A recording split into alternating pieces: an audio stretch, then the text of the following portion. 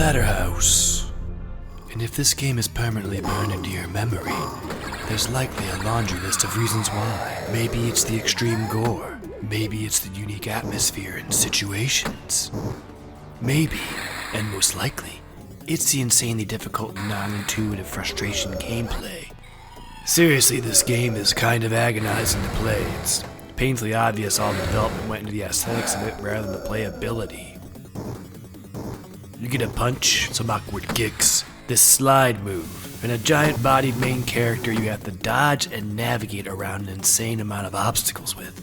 But imagine how shocked you had to be in 1988 if you were at a random arcade and looked over to see this insane-looking horror fest hiding in some random corner. How could you not be compelled?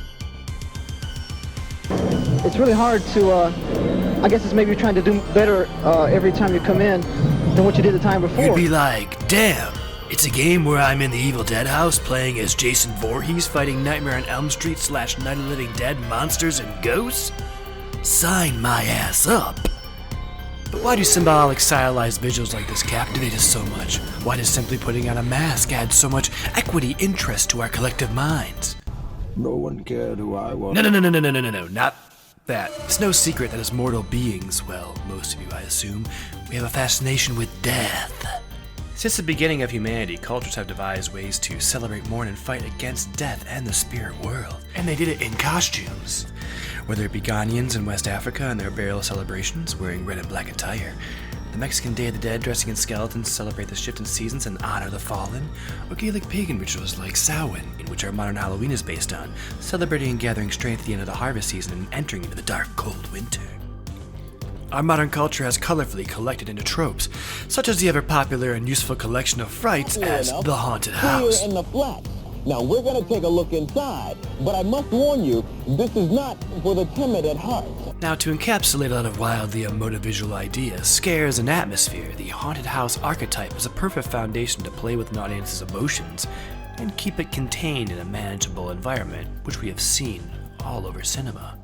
And you're invited to my party in the house on Haunted Hill, where so far the ghosts have murdered only 7 people. So won't you come and make it 8? This game, a classic example of a small 8-person development team putting their concentrated effort into a single video game. In a 1988 NG Magazine interview with the team, Kozumi Mizuno, chief planner, is quoted as saying, "Our design goal for Splatterhouse, simply put, was to make a serious horror game. There was an old Western arcade game called Death Race where you ran over and killed people in your car to get the most points. In an era where any risky-looking visuals might be gathered from new technology, a game where you play out a horror movie was supremely new in concept, and Splatterhouse not only did that, but you play as the horror visage. There is only one other game before this where that was possible, and the Texas Chainsaw Massacre game for Atari, where you, as Leatherface, chop up people with a chainsaw, was widely banned." Itsu Kun, programmer. "I like all different kinds of horror, Alien, Terminator, and more. For inspiration for Splatterhouse, I watched both Evil Deads." Yeah, we can tell you did. It's, pretty obvious. A widely known fact also was that this game started on arcade but was ported to TurboGrafx, and changes were made to Rick's Terror mask to making it red instead of white in North America to avoid Jason Voorhees comparisons. You're obviously just Jason Voorhees though. What the hell else is this? Like Rick just goes, "Oh, I'm gonna wear no shoes and I'm just gonna run in here in my jumpsuit." This game subverts your expectations, with the biggest twist being that Jennifer, who you are tasked with saving, is turned into a huge monster near the end of the game, and you must put her out of her misery by, punching her a lot. You gotta punch the shit out of everything in this game. In the end, you escape the Burning West mansion and beat the living shit out of a giant cartoon head and arms to finally put the demon spirits to rest.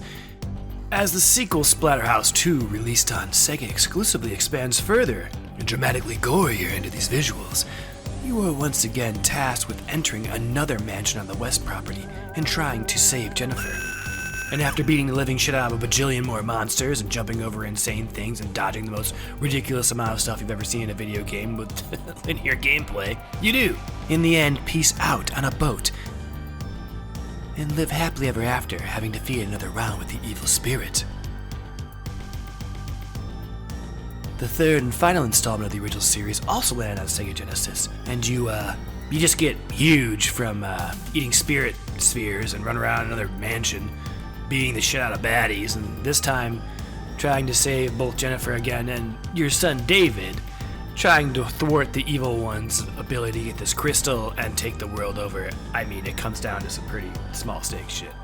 But it does utilize a slight bit of survivor horror elements, meaning you must navigate the house freely via a map system. You are given an amount of time to beat different stages, which triggers different endings for saving or not saving your family. Also, the mechanics are changed to typical open-plane beat-em-up style, which actually makes the game dramatically easier to play and to enjoy, but it does take away from the captured with only one direction to go features of the previous two games. And also, damn, these cutscene visuals are absolutely incredible. It's just straight up a horror movie.